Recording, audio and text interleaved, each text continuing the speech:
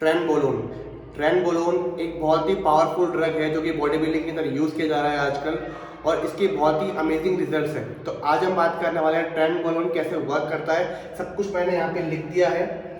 Veterinary use क्या था पहले, अभी एक्शन इफेक्ट्स क्या है, इसके ड्यूरेशन क्या है, कितनी लंबी साइकिल चलती है, कितने टाइम तक साइकिल चलानी है, कितना ml लेना है, कितने साइड इफेक्ट्स है, हर एक चीज़ रिगार्डिंग ट्रेनबोलोन।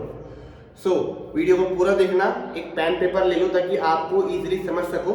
और मैं कोई ड्रग को प्रमोट नहीं कर रहा हूँ, just it is information video. Information के लिए इस वीडियो को देखो, समझो, और वीडियो पूरा देखना, अंतर देखना, बहुत ही इंफॉर्मेटिव, बहुत ही deep video. Let's start. Trenbolone start हुआ था, सिंथेसाइज हुआ था 1963 के अंदर, सबसे पहले ड्रग बना था। उसके बाद में इंट्रोड्यूस किया गया 1970 के अंदर। उसके बाद में इंट्रोड्यूस किस में किया गया, इंट्रोड्यूस किया गया कैटल्स में, गाय भैंस इनके अंदर यूज किया गया ताकि इनका मसल मास इंक्रीज कर सके, इनका भूख बढ़ा सके, जिसकी वजह से इनकी प्रोडक्टिविटी जो है मसल मास की वो बढ़े और इनका सेल बढ़े, इनकम बढ़े, इसलिए इसको यूज किया गया था कैटल्स के अंदर। बट आजकल बॉडी बिल्डर्स इसको यूज कर रहे हैं अपना मसल मास को इंक्रीज करने के लिए। Trenbolone androgen and anabolic steroid है जो कि इफेक्ट्स देता है, आपका मसल मास इंक्रीज करता है, आपके मिनरल्स की एब्जॉर्प्शन बनाता है कैटल्स के अंदर। अभी हम कैटल्स की बात कर रहे हैं बेसिकली, जो कैटल्स के अंदर क्या इसके इफेक्ट्स हैं जो पहले वेटनरी के अंदर यूज किए जाते थे 1970s के बाद। इनकी मसल मास, इनका मसल मास बढ़ा, उनकी भूख बढ़ी, जिसकी वजह से मसल मास साइज बढ़ा, बीफ गाय इनको बेचा गया, इनका मसल मास से अच्छा इनकम करने के लिए ट्रेनबोलोन का यूज किया गया था पहले। बट अभी तक एज ए लीगली अलाउ नहीं है कि इंसान इसको यूज करे, बट बॉडी बिल्डिंग के अंदर इसका अब्यूज किया जा रहा है। अब ट्रेनबोलोन के 3 ईस्टर्स होते हैं, esters in the sense pro drug.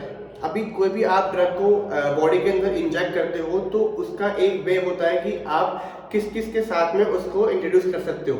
जैसे ही वो ड्रग ब्लड स्ट्रीम में आएगा तो वो ईस्टर उससे अलग हो जाता है और ट्रेनबोलोन जो भी मेन ड्रग है वो अपना काम करना स्टार्ट कर देती है। तो जाने के रास्ते तक, ब्लड स्ट्रीम तक ये ईस्टर इनके साथ में रहते हैं। Tren acetate, tren enanthate and tren hexahydrobenzyl carbonate. तो ये 3 ईस्टर्स हैं ट्रेनबोलोन के। तो जब पहले के ज़माने की बात करें, अगर हम 1970s की बात करें, तो फिनाजेट और फिनाप्लेस नाम से ट्रेन एसीटेट की मेडिसिन आती थी, ब्रांड नेम है। तो इस दवाई के नाम से इस टाइम पे बेचा जाता था इसको। अब उस टाइम पे वेटनरी यूज क्या था, veterinary use improve muscle mass, feed efficiency को इंक्रीज करना, मतलब एपेटाइट, भूख को बढ़ाना, और मिनरल एब्जॉर्प्शन। तो ये हो गया। उसके बाद में एक्शन, कैसे एक्ट करता है ये। अब बॉडी बिल्डिंग के अंदर क्या हो रहा है, ट्रेनबोलोन ईस्टर इन तीनों में से कोई से भी हो सकता है, बट कॉमनली जो यूज किए जाते हैं वो होते हैं एसीटेट और इनएंटेट। ट्रेनबोलोन ईस्टर हमने इंजेक्ट किया। इंजेक्ट कैसे करना है, IM, इंट्रामस्कुलर, ठीक है। इंट्रामस्कुलर इंजेक्ट किया, वो मेटाबोलाइज हुआ, मेटाबोलाइज होके उसका हमारी बॉडी के अंदर अमोनियम आयन अपटेक बढ़ा मसल्स के थ्रू। उसके बाद में इससे क्या होगा, प्रोटीन सिंथेसिस बढ़ेगा, प्रोटीन सिंथेसिस बनेगा तो आपका मसल मास बढ़ेगा, ठीक है। उसके बाद में आपकी एपेटाइट स्टिमुलेट होती है, RBC रेड ब्लड सेल का प्रोडक्शन बढ़ता है, उससे क्या होगा, आपकी ऑक्सीजन कैरिंग कैपेसिटी बढ़ेगी बॉडी की, तो ultimately leads to muscle growth. उसके बाद में boost production of IGF-1। IGF-1 क्या होता है, इंसुलिन ग्रोथ फैक्टर 1। अब ग्रोथ फैक्टर मतलब आपकी बॉडी को ये स्टिमुलेट करता है कि to produce an effective muscle mass, आपके बोन्स के लिए, आपके सॉफ्ट टिश्यूज के लिए, आपकी मसल्स के लिए ग्रोथ करना is the work of IGF-1।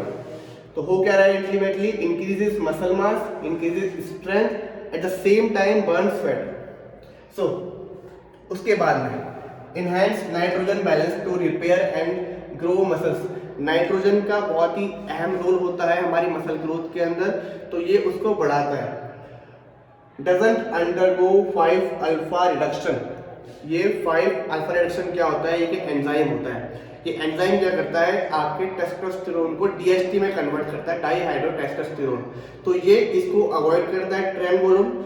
इसकी वजह से इसे कम से कम चांसेस होते हैं, वैसे होते नहीं है लेकिन कम से कम 1-2 लोगों में आपको मिल जाएगा।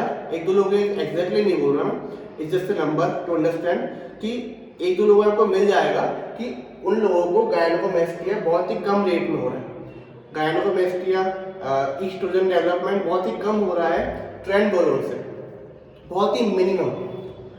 सो ये हो गया क्यों trenbolone doesn't undergo 5 alpha reduction. उसके बाद में decrease rate of catabolism. Catabolism increases when steroid cycle is no longer. Catabolism क्या होता है, दो होते हैं, एनाबॉलिक, कैटाबॉलिक। देखो जब भी कैटाबॉलिक की बात हो रही है तो मतलब आपका मसल वेस्टिंग नहीं हो रहा है ना। एनाबॉलिक में मसल मास इंक्रीज हो रहा है, कैटाबॉलिक के अंदर आपका मसल मास लॉस हो रहा है। तो डिक्रीज रेट ऑफ कैटाबॉलिज्म, तो ये कैटाबॉलिज्म कम करता है, आपका मसल मास कम नहीं होगा, आपकी मसल खुद एनर्जी यूज नहीं करेगी अपनी बॉडी पार्ट से। सो कैटाबॉलिज्म इंक्रीजेस। कैटाबॉलिज्म जब बढ़ेगा जब आपकी साइकिल पूरी हो चुकी होगी और उस ड्रग का इफेक्ट कम हो गया होगा।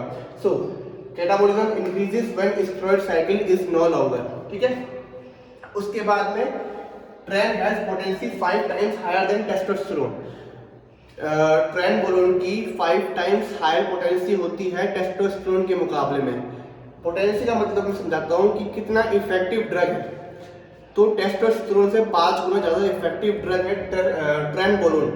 चाहे आप ड्यूरेशन के बारे में बात करो, चाहे इफेक्ट के बारे में बात करो, बहुत ही पावरफुल ड्रग है ट्रेनबोलोन।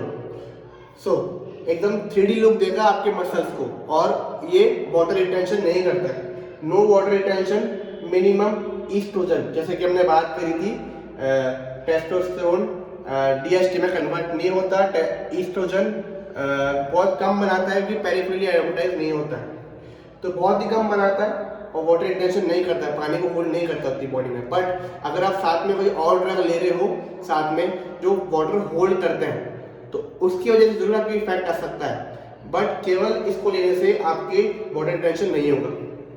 उसके बाद में टी कफ। टी कफ क्या होता है, जब भी आप ट्रेनबोलोन का इंजेक्शन आईएम इंट्रामस्कुलर मसल्स के अंदर लेते हो तो कई बार आपको कफ होता है। वो कफ ड्यूरिंग इंजेक्शन भी हो सकता है, like it may be last for 5 to 10 minutes, या फिर आपके इंजेक्शन के बाद में आधे घंटे बाद, 1 घंटे बाद भी वो कफ आ सकता है। सो टी कफ आफ्टर और ड्यूरिंग इंजेक्शन आईएम, तो ये हो सकता है आपको। और ये कई बार पहचान भी होती है कि हाँ ओरिजिनल ट्रेनबोलोन ले रहे हो या नहीं ले रहे हो, ठीक है। ये आजकल बहुत ही ब्लैक मार्केट में गलत सामान बेचा जा रहा है। कटिंग और बल्किंग, आप दोनों के अंदर इसको यूज में ले सकते हो, चाहे आप कटिंग कर रहे हो चाहे बल्किंग कर रहे हो। अल्टीमेटली ये फैट लॉस करेगा, मसल मास इंक्रीज करेगा, स्ट्रेंथ इंप्रूव करेगा। तो ये थे इसके एक्शन, ठीक है। अब हम बात करते हैं ड्यूरेशन एंड डोसेज। भाई कितना ml लेना है, कितना mg लेना है, कितनी लंबी साइकिल चलानी है, कितनी इसकी हाफ साइकिल है, हर एक चीज, ठीक है। सो आपको अगर आप बिगनर हो तो 100 से लेके 200 mg पर वीक आप इसको ले सकते हो, बिगनर। पहली चीज तो ये, अगर आपकी पहली साइकिल है स्टेरॉइड वाली तो आपको ट्रेनबोलोन को यूज करना ही नहीं है, ठीक है। ट्रेनबोलोन आपको फर्स्ट साइकिल में इंट्रोड्यूस नहीं करना, फर्स्ट में आपका टेस्टोस्टेरोन आर्टिफिशियली बहुत ही अच्छा इफेक्ट कर देगा, ठीक है। अब आप थोड़ा ले चुके हो, 1-2 साइकिल आप ले चुके हो, उसके बाद में आप इसका इंट्रोड्यूस कर सकते हो 100 to 100 mg तक पर वीक के अंदर। और इसकी साइकिल आप कितना लंबा ले सकते हो, आप इसको 6 to 10 वीक्स तक आप इस साइकिल को चला सकते हो ट्रेनबोलोन की, ठीक है। और जैसे जैसे आप एडवांस होते हो और आप अपना इसका डोज बढ़ाते हो, वैसे वैसे इसका ड्रग अब्यूज स्टार्ट हो जाता है। तो ओवरडोज से आपको बहुत ही साइड इफेक्ट देगा। देखो इसके जो इफेक्ट है, पॉजिटिव जो इफेक्ट है, मसल मास इंक्रीज करना, फैट कम करना, स्ट्रेंथ बढ़ाना, तो ये तो बहुत ही ज़्यादा है। लेकिन जितना ज़्यादा ड्रग लोगे उतना ज़्यादा फिर आपका ये साइड इफेक्ट भी करेगा।